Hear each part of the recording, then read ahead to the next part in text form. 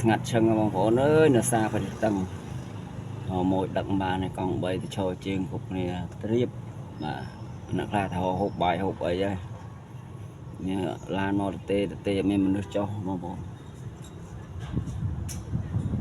អត់មានមនុស្សចុះបានដឹកទេកង់3នោះចតនៅកើត3 4កង់3អ្នកខ្លះក៏ទៅហូបបាយអ្នកខ្លះក៏នៅលើកង់3បាទអត់មានមនុស្សដឹកទេបងប្អូនអើយណាត់ឈឹងមកឡានមកទេមានចុះហើយមានគេមកយកទៀតបងប្អូនបាទឥឡូវយ៉ាប់ហើយយ៉ាប់មែនតែនមួយដឹកបានស្ងាត់មែនតែនអត់មានមនុស្សដឹកទេនឹងអង្គុយលេងនៅក្នុងផ្លូវដៅដែរបងប្អូនដៅមែនតែនមួយអត់បានដឹកហើយគឺដៅទៀតមើលបាបងប្អូនអើយអូស៊ី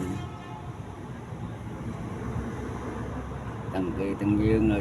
កង់3តម្រៀបជួគ្នាតែម្ដងបងប្អូនបាទហើយមើលមានឡានម៉ូតូបើកធម្មតាឡានមកអត់មានមនុស្សដឹកចុះមកមានអ្នកគេមកយកចុះមកមានអ្នកគេមកយកស្ងាត់ឈឹងតែម្ដងបងប្អូនបាទ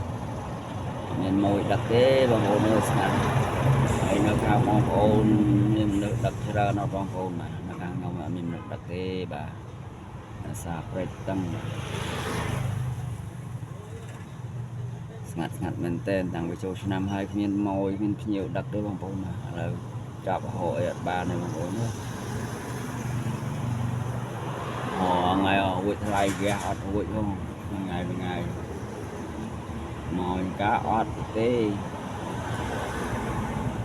ទៅវិញទេអត់មានម៉ួយដឹកស្ងាត់ទេបងប្អូនស្ងាត់ពេកចឹងវាអូស៊ី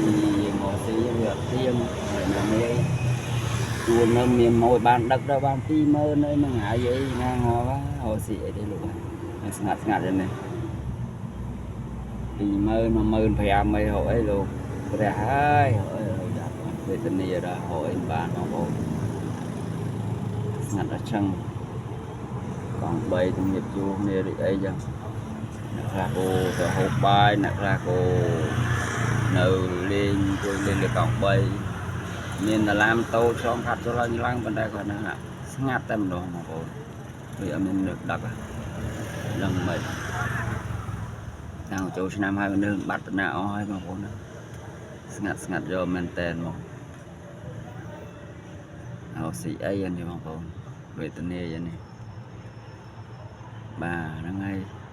វីដេអូគាត់មានច្រើនទេបងប្អូនបាទមានតែប៉ុណ្ណឹងបាទអរគុណច្រើនបងប្អូនចាំតាមដានវីដេអូបន្តទៀតបាទហ្នឹងអរគុណ